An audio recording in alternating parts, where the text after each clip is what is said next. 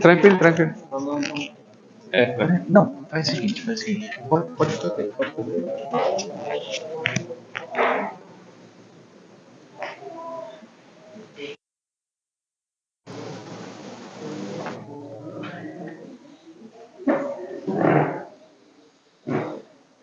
Boa noite a todos. Sejam bem-vindos a esta casa de oração. Parabéns a todos nós, que deixamos o nosso descanso para vir aqui nos reunir e buscar forças, para a gente enfrentar os obstáculos de cada dia. A oração que eu vou fazer hoje é tirada do livro Vigiai e Orai, de Carlos A. Bacelli, irmão José. Basta que saibas, tão fácil ser feliz, basta que saibas viver. Basta que saibas compreender as atitudes mais incoerentes. Basta que não escandalizes com ninguém. Basta que tudo que vejas com naturalidade. Basta que te contentes com o que tens e com o que és. Basta que não te aflijas para ser depressa mais do que te é possível. Basta que não ambiciones o que não é teu. Basta que escutes o teu trabalho. Basta que faças o óbvio e não o extraordinário. Basta que te mostres disposto a perdoar sem ofender a quem seja. Basta que na terra não permaneças na expectativa de felicidade absoluta. Jesus nasceu num berço pobre. Cresceu no campo, trabalhou numa carpintaria, conviveu com pessoas oprimidas, meditava nos montes, pregava às margens de um lago, curava cegos e leprosos, percorria as estradas, ia de aldeia em aldeia, trajava uma simples túnica, não possuía dinheiro, auxiliava a todos, repartia o pão, foi injustamente perseguido, preso e torturado, morto numa cruz. Uma vida em quase tudo tão semelhante à tua. Falta-te, no entanto, tudo fazer de modo como ele o fez. A caminho não te retrocedas, não te desvios da senda, não estacione à margem lamentando, nem te distraias em excesso olhando a paisagem. Diminui as tuas queixas. Em toda a estrada existem pedras e espinhos. Cada viajor a teu lado é um mundo de emoções diferente. Habitua-te a ouvi-los, sem permitir que te desalentem. Não ignores quem te estende a mão, mesmo aquele que se revele em maior necessidade ou auxílio aos outros, é sempre possível. Não queiras que tudo venha a ti. Um sorriso não te custa nada. Um gesto de solidariedade é uma ponte sobre o abismo. A caminho, passo a passo, segue adiante.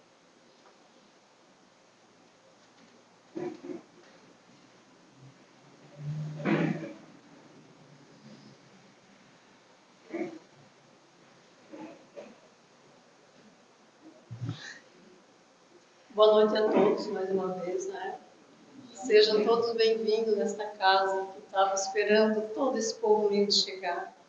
Saímos dos nossos lares e viemos até aqui nessa noite, Sermos homenageados, porque quem é homenageado somos nós, Que Deus está nos esperando, buscando a luz, trazendo a luz, encontrando os amigos.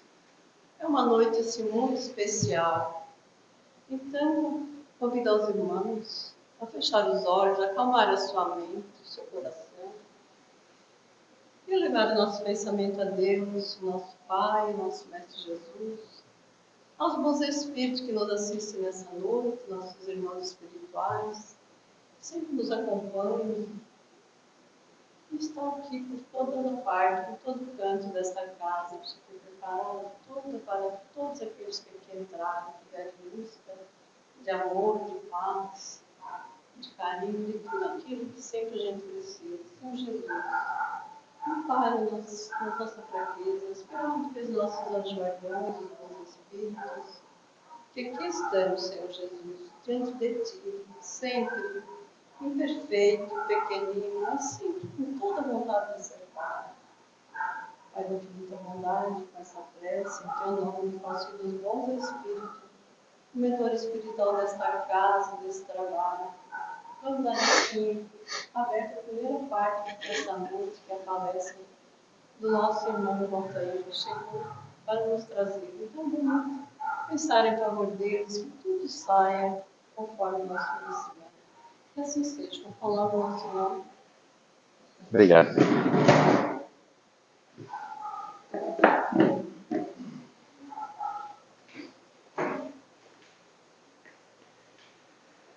Boa noite, meus irmãos e irmãs.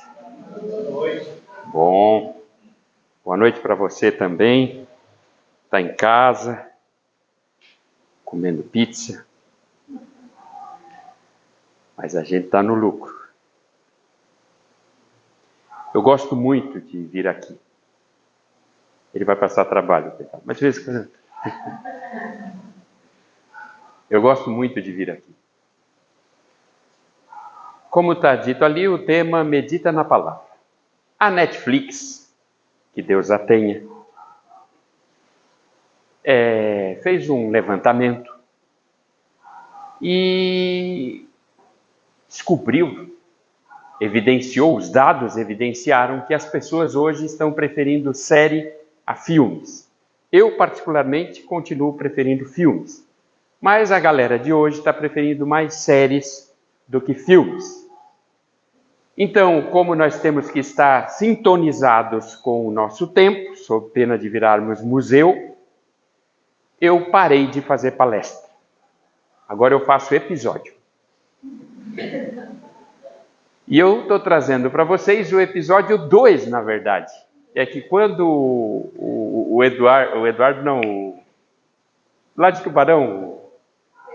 Fernando. Quando o Fernando pediu assim, dá para ir, eu faço, e eu dei o tema para ele e eu vou trazer para vocês o episódio 2. Mas não tem problema, vocês não vão perder nada. No episódio 1, bem rapidinho, nós tratamos sobre uma passagem que deveria estar no Evangelho de Lucas, capítulo 6, naquele trecho ali do capítulo 6, que é quando o Cristo está saindo lá do debulhar o trigo, o milho, com a galera, e ele está passando e ele vê um cara trabalhando, e é sábado. E ele olha para o cara e diz, o que tu estás fazendo? E o cidadão responde, estou trabalhando. E o Cristo diz para ele algo que é genial, como sempre. Se tu sabes o que fazes, és bem-aventurado. Agora, se não sabes, és maldito e um transgressor da lei. Eu fiquei chocado com isso. Primeiro porque isso não está no Evangelho de Lucas. É um manuscrito encontrado no século V, portanto 500 anos depois, por um frade. Só que ele encaixa perfeitamente com a narrativa, por isso os exegetas, os estudiosos, indicam que aquele é um texto que estava no Evangelho de Lucas. Eles indicam que o texto deveria estar lá. Para mim, importa que o texto faz muito sentido com a lógica do Evangelho. E uma das colunas de sustentação do Evangelho, o Evangelho tem 2 colunas de sustentação. Todo o Evangelho do Cristo, toda a fala do Cristo, toda a passagem do Cristo, toda a mensagem do Cristo. Tem 2 colunas de sustentação. Uma é acolhimento. O Cristo não fica ali perguntando, pois é, né, mas olha o que tu fez. O Cristo chega para o Bartimeu, o cego de nascença, e diz para ele, o que tu queres? O que é que tu quer? O que é que tu quer? Ele chega para a mulher adúltera e diz, vá em paz. Olha que coisa mais linda. Vá em paz. Ele não fica dizendo para ela, mas na tua outra vida, na outra encarnação, né, Bartimeu? Ele está no presente. Ele acolhe. O Evangelho inteiro é acolhimento. Eu nem sei de onde a gente tira tanto julgamento. na nossa religiosidade tacanha, na nossa religiosidade de janela. Tanto julgamento. O cara não pode fazer nada. A gente nem diz que ele vai para o inferno. Não, porque no Espiritismo não existe inferno. Mas nós inventamos um umbral para compensar. Tudo é julgamento. Tudo é impossibilidade. Uma coluna de sustentação do Evangelho do Cristo é acolhimento ao presente, ao que tu és, ao que tu és. E a partir do que tu és, tu vai construindo o teu vir a ser. Porque não há o que fazer, tu já é. E a segunda coluna de sustentação é presença. Presença. Por isso essa frase faz muito sentido. Se tu sabes o que tu fazes, é isso que o Cristo diz para o homem. Se tu sabes o que tu fazes, tu és bem-aventurado. Porque a pessoa que sabe por que ela está fazendo, ela é bem-aventurado. O Cristo não diz, se o que tu fazes é certo, ele diz, não.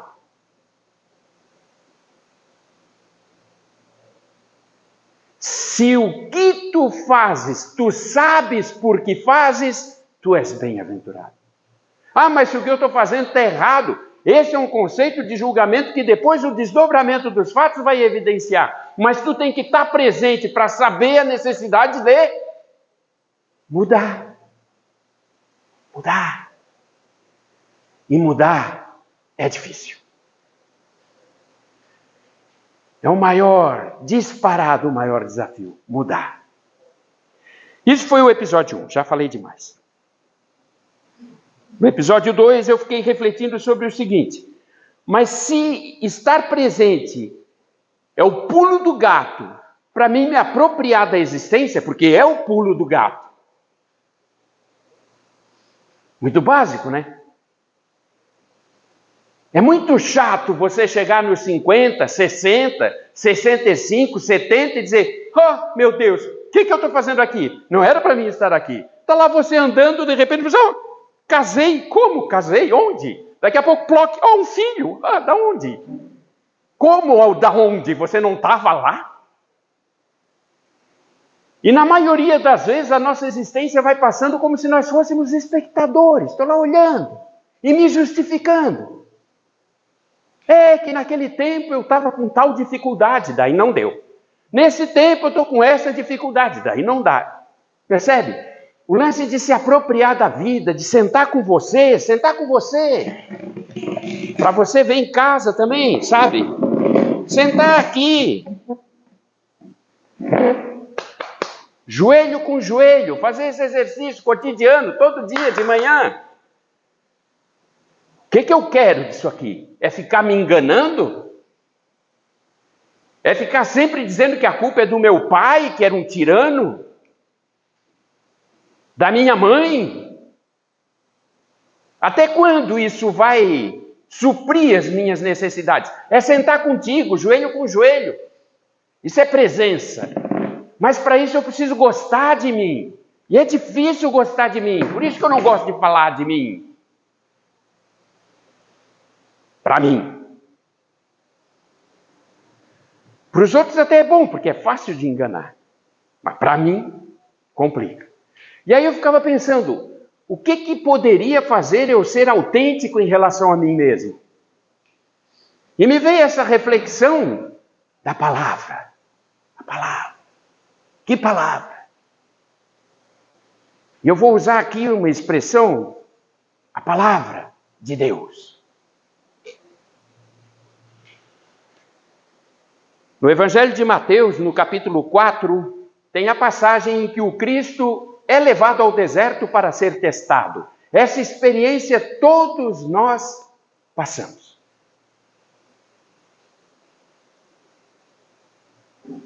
Eu tenho um amigo que eu estava falando com ele hoje que perdeu um filho.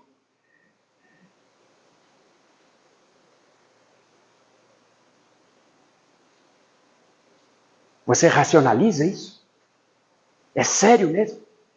Que a pessoa perde um filho e você diz, é assim, Deus quer, está tudo bem. Você acha mesmo que funciona? mas é o que eu posso dizer. Eu tenho um irmão que ficou paraplégico. Dançava maravilhosamente bem. Eu tinha uma raiva disso. Jogava bola como poucos. E ficou paraplégico. Ironia do destino. Daí eu vou chegar para ele e dizer assim, calma. Racionalizar. Você acha mesmo? Você crê mesmo nisso? Que a razão supre as necessidades do espírito nessa jornada, nessa experiência? Vamos ver essa conversa que a gente tem hoje. No capítulo 4, o Cristo é levado ao deserto. Vejam, ele narra assim, e o Espírito levou ao deserto. Jesus nem queria ir. Levaram ele. Levaram ele ao deserto e todo mundo sabe a história. Ele passou 40 dias e 40 noites. E aí narra o evangelista que no 40º dia, depois de 40 dias e 40 noites, ele teve fome. Mas é fome. Fome. Não é essa fominha que a gente tem. Eu almocei 2 pratos fundos hoje.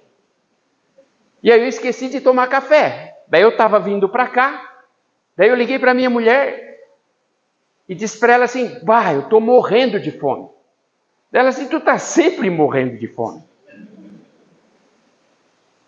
Para mim, passa 3 horas eu estou morrendo de fome. Então agora, nesse momento, eu estou com fome. E eu já vim para cá, já comecei a olhar tudo isso de salada que tinha no caminho. Já, né? Na volta eu já paro, já como x-salada. Bem saudável. E Jesus teve fome. Eu estava em Brasília e um amigo me disse uma vez, eu acho que eu até contei isso para vocês. Se alguém estava aqui vai lembrar, mas a maioria não lembra, porque as pessoas esquecem as palestras tudo uma semana depois também, não tem problema. Mas um amigo que era do Maranhão, ele me deu uma lição sobre fome. Ele disse assim, vocês lá no Sul, ele generalizou, não sabem o que é fome. Eu passei fome no Maranhão. E sabe qual é o lance da fome? É que a gente tinha consciência que se não comesse, a gente ia morrer. Você já teve uma fome assim? De você ter consciência que vai morrer. É dessa fome que a gente está falando. E eu gostaria muito que vocês pensassem bem, sentissem bem essa fome. Uma fome que dói, porque o corpo começa um processo de autofagia, começa a consumir os próprios músculos internos, por isso dói. Eu queria que vocês pensassem bem e sentissem isso. Uma sensação de dor absoluta, o corpo inteiro dói. E dói muito. E você sente uma fome desesperadora. É importante que você tenha isso em mente. Por quê? Porque nesse exato momento aparece quem? O testador. Que nós, lamentavelmente, chamamos de demônio. O diabo. Porque para a gente é isso. Quando aparece a adversidade, o testador, a gente já guardou na mente que a adversidade é o demônio. Então como é que tu vai te dar bem com ela? Não tem chance. Mas em verdade, a palavra no original, no hebraico, significa isso, contestador, aquele que contesta o teu momento de vida, aquele que se antepõe, aquele que é o antagonista do teu momento de vida. Nunca te aconteceu isso? De você estar numa situação, está tudo organizadinho e de repente vem algo e pró! Nunca te aconteceu? E aí Jesus está ali morrendo de fome e Jesus está tendo uma experiência humana. O senhor Allan Kardec deixa isso claro em A Gênese. O Cristo teve uma experiência humana. Ele não era um Deus. Ele não estava ali com forças divinas. Ele era um ser humano, tendo uma experiência humana. Senão seria um simulacro, uma enganação. E aí o Cristo está ali, morto de fome, e aparece o testador. E o testador chega para o Cristo e diz: cara, Para que isso? Para que tu está sofrendo assim? E ele usa duas expressões que são muito emblemáticas. Ele entrega para ele uma pedra e diz assim: transforma essa pedra em pão. Por quê? Ui, que coisa fofa. Como é o nome desse gato? Como é o teu nome? Como? Eloá? Nossa, que nome bonito. Parabéns, Eloá. Tens quantos anos? 4. Tu é grande, hein? 4 anos. Gente, é uma pena que a gente não dê valor a essa percepção de presença. Vocês imaginem essa garota, Eloá, ela tem 4 anos. Daqui 20 anos, ela vai ter 24, é uma criança. Agora vocês imaginem a Eloá tendo consciência, a consciência natural dos 4, depois a consciência natural dos 12, depois a consciência natural dos 16. Vocês lembram quando vocês tinham 16? Eu lembro. Com muito custo. E a consciência, vocês conseguem imaginar o quão ela pode andar se ela estiver presente na vida? Se ela não for encoberta por aquele mar de medo, de não pode, de estar errado, de ficar restrita a isso. Quanta diferença. Aí está lá o Cristo e o testador diz para ele: primeiro, tu pode. E segundo, tu precisa. Tu está com fome. Tu pode converter essa pedra em pão. E o Cristo pode converter a pedra em pão. Nunca te aconteceu isso? De tu estares numa situação extremamente difícil e alguém chega e diz assim, ó, faz assim. Tu pode e tu precisa. Quer justificativa melhor do que essa? Tu precisa, tu necessita. Quais as chances de eu sucumbir numa situação dessa? É grande. Mas o que o Cristo faz? Vocês lembram? O Cristo faz uma citação. O Cristo diz, nem só de pão viverá o homem, mas de toda palavra que sai da boca de Deus. Ele faz uma citação. Da onde? De Deuteronômio, o 5º livro da Torá. O Cristo era judeu. E, portanto, ele tinha na Torá o seu livro sagrado. O livro sagrado do judeu é a Torá. E o Cristo tinha a Torá na ponta da língua. Ele sabia a Torá. E num momento decisivo, num momento de grande importância, no momento que faz a diferença entre você seguir a tua estrutura ou sucumbir ao mundo, ele cita a palavra. Aí o testador olha para ele e diz, então é de palavra que nós estamos falando? Pega ele, leva no alto do pináculo, ponto mais alto do templo, e diz, te atira daqui, porque está escrito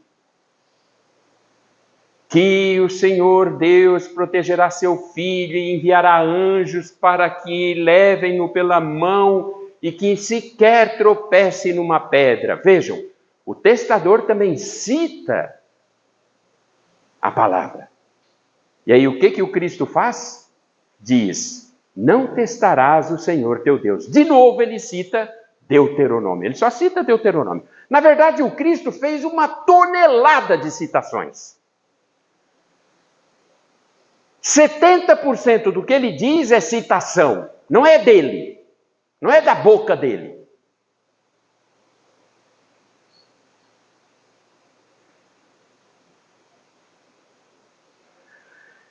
Aí o testador leva o Cristo, e essa eu gosto muito. E ele, num átimo, diz em Lucas, eu prefiro a versão de Lucas, mas tudo bem. Ele diz que num átimo ele mostra todos os reinos do mundo, todas as riquezas do mundo. E ele diz, eis aí todas as riquezas do mundo que me foram dadas, portanto, sequer são dele, do testador. Me foram dadas. Tudo isso eu te darei, se, com uma única condição. Qual é a condição? Se tu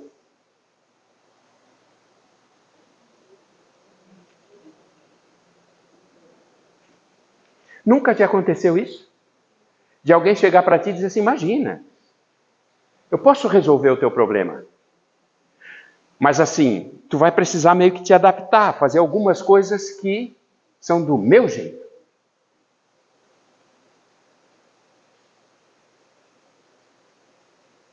Se você não tiver uma boa estrutura, se você não tiver claro dentro de você a hierarquia dos valores que são seus, dos seus valores, a chance de você misturar tudo, se confundir e aceitar alguma coisa inaceitável e negociar o inegociável é enorme. Mas como o Cristo detinha a Torá, e aí a gente vai dizer, mas ele era Jesus, né? Porque é sempre o que a gente diz. Quando uma coisa é difícil e Jesus faz, a gente diz, mas ele era Jesus. Mas como ele tinha a Torá, porque ele estudou a Torá. Lembram lá no Evangelho de João, capítulo 2, quando Maria perde Jesus de vista e ele fica um dia fora, e ela, cadê Jesus? Cadê Jesus? E eles voltam e ele está onde? No templo. Ele era uma criança e ele estava no templo. Ele decorava a Torá. Ele amava a palavra. Baguartami, consumir. Ele amava a palavra. Amava a palavra.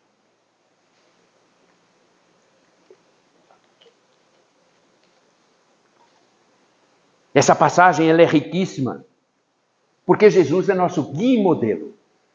Questão 625 de O Livro dos Espíritos. Nosso guia e modelo, está lá, nosso guia e modelo, nossa referência. A nossa referência, nos momentos de grandes dificuldades, se escudou, se protegeu, buscou a luz na palavra. A minha pergunta para vocês: tu tens uma palavra sagrada?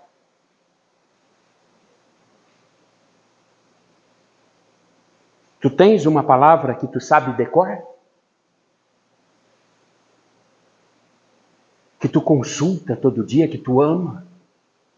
Que tu medita nela? Que tu te entrega para ela? Alguma coisa que no momento de profunda dor, de grande dificuldade, tu vai te socorrer nela? Tens?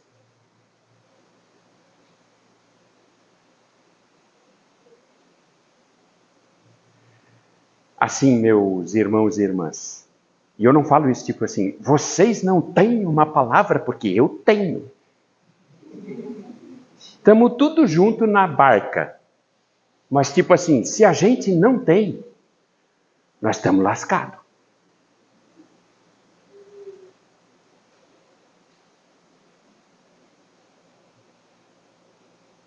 Porque quando eu não tenho, alguém com mais argumentos que eu, com mais inteligência que a minha, vai me conduzir. A questão é, por que eu não tenho? Porque eu não acredito? Está tudo bem se você não crê. Está tudo certo. Mas isso está claro dentro da sua cabeça? Eu não creio. Ou você crê, mas você simplesmente não dedica um espaço, um tempo material. Quando eu falo tempo, é tipo assim, eu acordo às 6, eu vou acordar às 5. Porque eu desejo isso. Porque eu quero isso. Porque eu quero me relacionar com a palavra. E qual o sentido da palavra? É que ela nos traz os fundamentos, ela nos traz os elementos de funcionamento de todo o universo. Tem um Salmo 119, que é o maior salmo da Bíblia, e talvez o maior capítulo. O Salmo 119. O Salmo 119, ele começa assim, quem é que tem uma internet aí baluda, um 5G?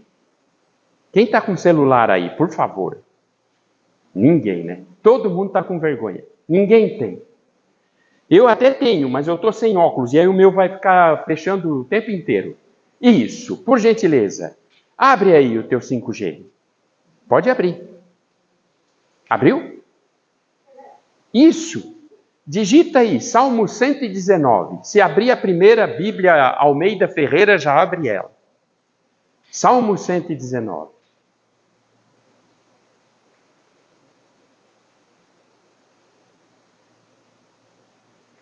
Abriu? Ó, abriu aqui, ó. Abriu aí? Abriu? Abriu. Como é o seu nome? Camila? Obrigado, Camila. Isso, agora aproveita e lê, porque eu estou sem óculos. Eu ia pedir para tu ler, Camila. Lê o verso 1. Bem-aventurados os retos em seus caminhos que andam na lei do Senhor. Bem-aventurados os retos em seus caminhos que andam na lei do Senhor. É assim que o salmista abre. Bem-aventurados os retos em seus caminhos. Lembrem-se disso. Bem-aventurados os retos em seus caminhos que andam na lei do Senhor. Olhem o que diz o Livro dos Espíritos na questão 614, que abre a parte terceira do Livro dos Espíritos, que é as leis morais. 614, livro terceiro, leis morais. Vejam o que diz a questão 614.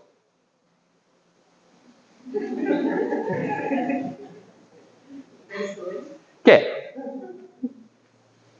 Lê, por gentileza, a pergunta da 614. O que se deve entender por lei natural? O que se deve entender pela lei natural? Ou seja, a lei natural é a lei de Deus. É a única verdadeira para a felicidade do homem. Indica-lhe o que deve fazer ou não fazer, e ele só é infeliz porque dela se afasta. A lei natural é a lei de Deus. É a única verdadeira para a felicidade do homem. Indica-lhe o que deve fazer ou não fazer, e ele só é infeliz quando dela se afasta. Lê de novo o verso 1, por gentileza. Bem-aventurados os retos em seus caminhos que andam na lei do Senhor. Bem-aventurado é uma expressão grega que significa muito feliz. Você dizia que uma pessoa era bem-aventurada? Parece um guri de 14 anos que está mudando a voz, né? Por causa do esganiça. Você dizia que uma pessoa era bem-aventurada, quando você usava a expressão bem-aventurado, você estava querendo dizer que a pessoa era completamente feliz, integralmente feliz, totalmente feliz. Então ele dizia, bem-aventurados os retos em seus caminhos que andam na lei do Senhor. E a questão 614 diz que aquele que entende e sintoniza com a lei natural é feliz, é bem-aventurado. A distância entre um e outro é mais ou menos 2.800 anos. O Salmo 119 foi escrito entre os anos 800, foi escrito entre os anos 800 e 1.200 antes de Cristo. Os dois estão dizendo a mesma coisa. Desde todo sempre está sendo dito para nós a mesma coisa. Presta atenção na tua vida. Presta atenção à tua volta, te sintoniza, encontra espaço, busca vínculo, ama. Ama a Deus sobre todas as coisas, lembram? Olhem só, lê para mim o verso 15, por gentileza. Já pode deixar aberto que eu vou te pedir, são só 176. Tem a noite inteira, né? Tem, né? Meditarei nos teus preceitos e terei respeito aos teus caminhos. Isso vai aparecer muito. Meditarei nos teus preceitos e terei respeito aos teus caminhos. Meditar significa ruminar, introjetar, refletir, pensar sobre.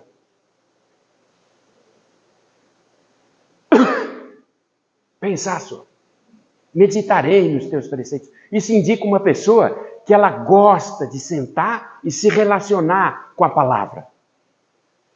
E eu já vou fazer um parênteses aqui. Eu estou falando que tem que ser a Torá? Não. Eu estou falando que tem que ser a Bíblia? Não. Pode ser a Torá, a Bíblia, o Livro dos Espíritos, pode ser o Corão, pode ser o Bhagavad Gita, pode ser o Livro dos Mortos tibetano, pode ser o Livro dos Mortos egípcios, pode ser o que você quiser. Mas tem uma palavra sagrada, uma palavra na qual você entrega o seu coração e na qual você protege o seu coração, proteja o seu coração, porque ele é fonte da tua vida. Provérbios 4, 23. E de tudo que tiveres que cuidar na tua existência, cuida do teu coração, porque dali procede a vida. Mas como que eu vou me relacionar? Como que eu vou cuidar do meu coração se eu não estabeleço uma relação de crença, de confiança, para poder sair desse estágio da confiança e ir para o estágio do amor? Ninguém defende o que não ama e ninguém ama o que não conhece. Eu não sento comigo, eu não medito, eu não trabalho comigo e não trabalho com a palavra, eu não escolho uma palavra, qualquer uma, como eu digo, insisto. Quer ser a Bíblia, que seja, quer o livro dos Espíritos, mas algo que você vá todo dia lá, que você beba todo dia naquela fonte, que você converse com ela, que você interaja com ela, até a hora em que você a tem na ponta da língua, para as horas de dor. Ou tu acha que não vai aparecer? Só para ti. Tu acha? Não é muito melhor que pelo menos eu tenha uma relação minha, íntima, pessoal, intransferível e sagrada, no meu sagrado, para me relacionar com essa hora? Ou será que eu vou confiar que alguém bata no meu ombro e diga, tá tudo bem? Lê o verso 48. Eu vou pular, né? Porque Deus me livre. Também levantarei as minhas mãos para os teus mandamentos, que amei, e meditarei nos teus estatutos. Também levantarei as minhas mãos para os teus mandamentos que amei. Levantarei as minhas mãos. É um sentido de eu louvarei. Vejam a relação do salmista. É uma relação de entrega, uma entrega real. Não é uma entrega verbal, não é uma entrega teórica, é uma entrega real, é uma entrega do coração. Mas aquele que não faz o pouco não se prepara para o muito. Se nas pequenas adversidades eu não consigo negar a contrariedade de não ter sido atendido, nossa, eu queria dar um emprego, mas eu não consegui. Maldita vida que eu não consegui o emprego que eu queria. Se eu não consigo entregar isso, entregar.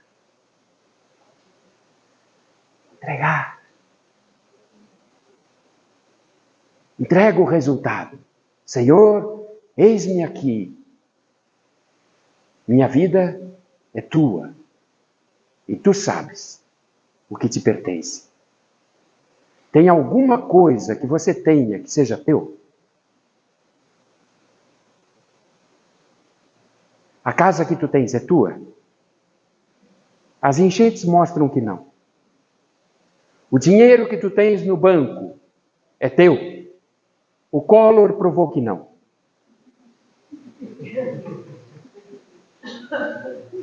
A tua inteligência, o teu intelecto, toda aquela coisa que tu trouxe, arquivos e arquivos de HD na tua mente que tu usa, que tu chama de inteligência, é tua? O Alzheimer prova que não. Essa saúde que te permite que tu venha até aqui hoje, te garante que tu virá amanhã? Não. Meu irmão está lá dizendo que não. Qual é a única coisa que tu tens para negociar com esse Deus? Qual é a única coisa que a gente tem? O presente. Isso que você é. Isso aí. Por isso que você tem que gostar de você. Porque você tem que se sentir valorizada. Para sentar com Deus e dizer, Senhor, eis-me aqui. Se tu acha que tu não presta, tu vai dizer, Senhor, eis-me aqui, eu nem valho nada. Vai, né? Não. Então você tem que sentar com e dizer, você é filho de Deus. Senhor, eis-me aqui. Eu me entrego a ti. É o que eu tenho. Eu vou levantar de manhã, eu vou sair para fazer as coisas, eu tenho que resolver um problema, eu vou resolver. Se tiver que procurar o advogado, eu vou procurar. Se tiver que me separar, eu me separo. Se tiver que casar, eu caso. Se tiver que ter filho, eu tenho. Se não tiver, eu não tenho. E vou agarrar a vida. Mas eu agarro a vida e não os resultados da vida, porque eles não me pertencem. Mas nós temos pavor. Pavor da ideia de que nós não temos controle. E aí a gente inferniza meio mundo. Transforma a vida dos filhos no inferno, porque a gente quer, não, eu quero o melhor para ti. Nossa, que melhor! Pá, pá, pá! E quando você vai perceber, está lá no fundo do baú apenas um desejo de controle. Não, é que eu realmente quero o melhor. Não, você não quer sentir dor. Por isso esse contrato com Deus é o mais difícil de fazer, porque você entrega para Ele, Senhor, eis-me aqui, eu vou trabalhar, vou levantar, vou fazer as coisas, o que eu tiver que fazer, eu vou fazer. Mas o resultado não me pertence, a ti pertence. Mas para isso eu preciso construir uma relação de amor com Deus. Eu louvo as tuas palavras. E nelas eu medito, e me encontro, e me sinto seguro. Lê o verso 97, por gentileza. Quanto amo a tua lei, é a minha meditação em todo dia. Quanto amo a tua lei, quanto eu amo. Mas vocês acham que amar é tipo assim, nossa, ai, que palestra emocionante. Eu sei que vocês vão, vou chegar em casa, eu vou pegar uma Bíblia, vou botar dentro da cabeça, porque agora eu mudei, eu sou uma outra pessoa. Não é assim, não é. Ai, vou correndo, vou decorar. Vou decorar. Parece eu quando eu morava em Curitiba e estava fazendo a universidade. Daí eu acordava, eu morava em São José dos Pinhais, fazia a universidade bem no centro ali, quem conhece ali, bem na Praça 15, a Federal, e trabalhava em Colombo, que ficava na saída norte. Daí eu acordava às 4h30 da manhã para ir trabalhar, depois eu vinha à noite, fazia a faculdade, e ia para casa, e chegava em casa e ia dormir. Meia-noite. Daí eu ou dormia com fome ou comia com sono. E tal. Daí eu vim embora, porque senti falta da mãe. Mas um dia eu disse assim, eu vou decorar a Barça. Na época, eu não sei se vocês sabem, existia uma enciclopédia chamada Barça. Eu ainda tenho. Eu disse, eu vou decorar a Barça. Eu cismei, porque eu achava que eu era inteligente. E eu queria decorar a Barça para impressionar. Daí eu comecei, né? Abraão. Fui no verbete. Aí eu fiz isso uns 3 dias. E parei. Porque eu tinha que acordar meia hora mais cedo. Ou seja, eu tinha que acordar às 4. Daí eu assim, cara, que coisa insana fazer isso. Não faz sentido. Você, para construir essa relação de amor, demora. Precisa muita dedicação, precisa você realmente acreditar. Isso é fundamental, isso é sagrado para mim.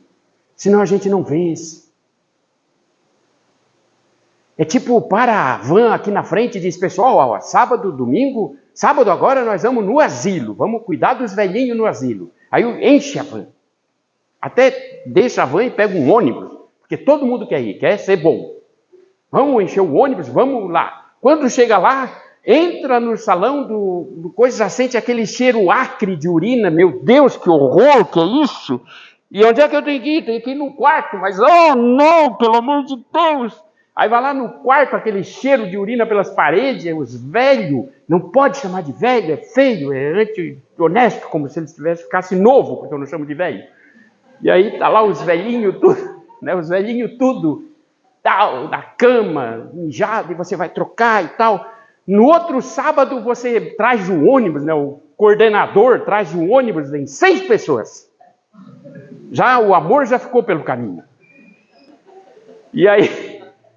E é assim, você vai. E aí você vai contra gosto, e a pessoa diz, nossa, mas tu não sente amor? Não, eu sinto náusea. Até que um dia você começa a não sentir mais náusea, porque você vai habituando.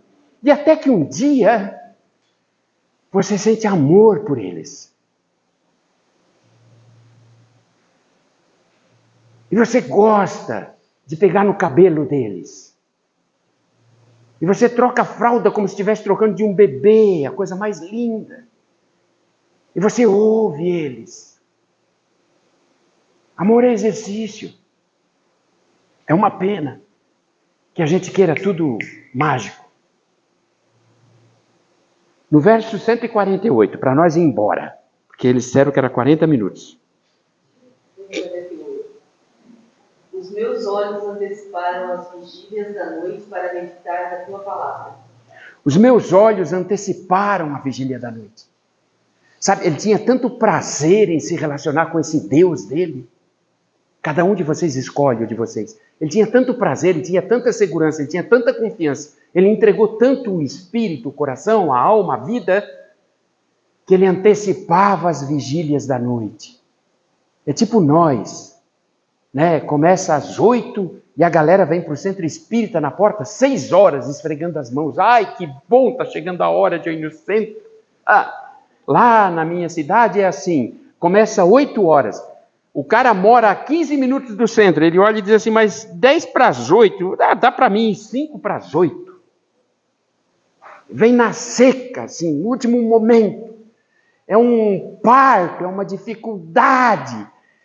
Ai meu Deus, a palestra não podia passar de 20 minutos, o estudo não podia passar de 15 minutos.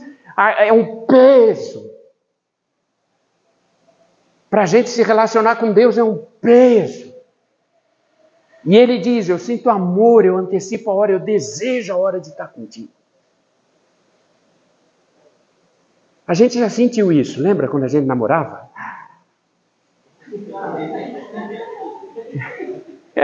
Vocês sabem que, assim, só cortando para nós ir embora, que quando a gente se apaixona, a paixão, na verdade, é um transtorno mental, né?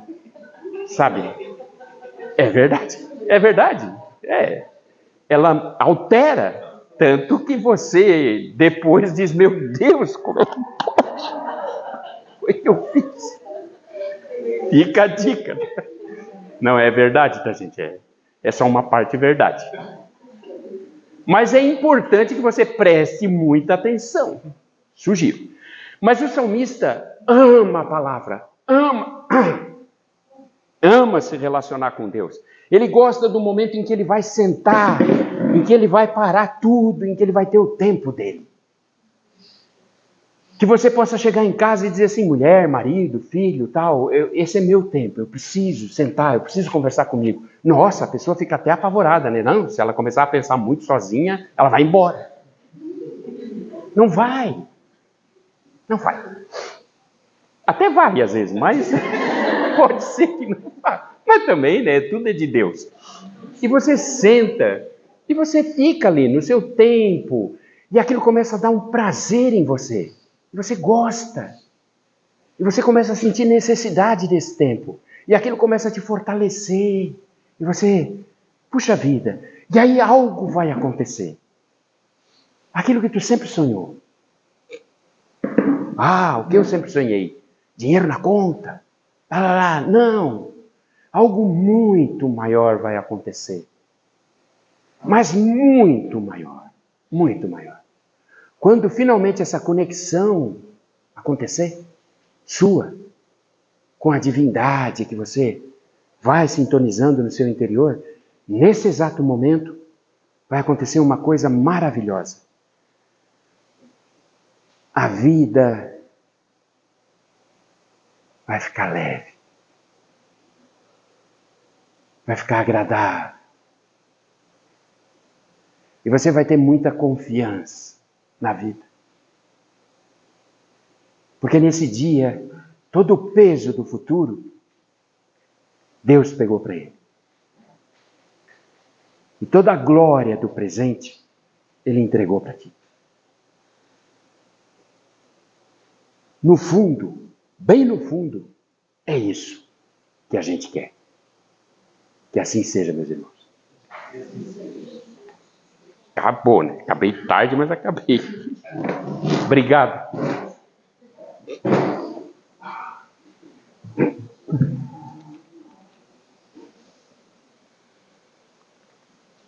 Depois dessa palestra tão, contagiou a todos, que sorrimos, pensamos em tantas coisas. Então, principalmente, vamos voltar para dentro de nós, nosso Deus, nosso Pai, nesse momento. Vamos relaxar a nossa mente, o nosso coração. Estamos aqui perante Deus, nesta casa, toda preparada para nós. Deus de infinita bondade, que derrama as bênçãos a cada um, irmão aqui presente, que nessa noite está aqui. Que possamos, Senhor Jesus, alegrar o nosso coração, que ao sairmos daqui para fora, sairmos bem melhores do que aqui entramos, Pai de bondade. Convido aos irmãos a orar mentalmente a oração que o Senhor nos ensinou. Pai nosso que estás no céu, santificado seja o teu nome, Senhor. Venha a nós o teu reino de amor. Seja feita a tua vontade, assim na terra como é feita em todos os planos. O pão nosso de cada dia dai-nos hoje, Senhor. Perdoai as nossas ofensas, como devemos perdoar os nossos irmãos ofensores. E não nos deixeis cair em tentação, mas livrai-nos de toda a trama do mal. Com essa prece, em teu nome, auxílio aos bons espíritos, mentor espiritual desta casa, deste trabalho, possamos assim encerrar os trabalhos dessa noite com a palestra do nosso irmão. Foi muito importante, um momento também de distração, que isso a gente também às vezes precisa, Pai. E a seguir, estaremos com os trabalhos de passe, fisioterapia. Cada um pode ficar sentado nos seus lugares, serão convidados a entrar para tomar o seu passe. Que assim seja. Muito obrigada. Obrigada ao nosso irmão que nos veio nessa noite. Que ele possa ter um bom retorno ao seu lar. Que assim seja. Muito obrigada. Que assim seja.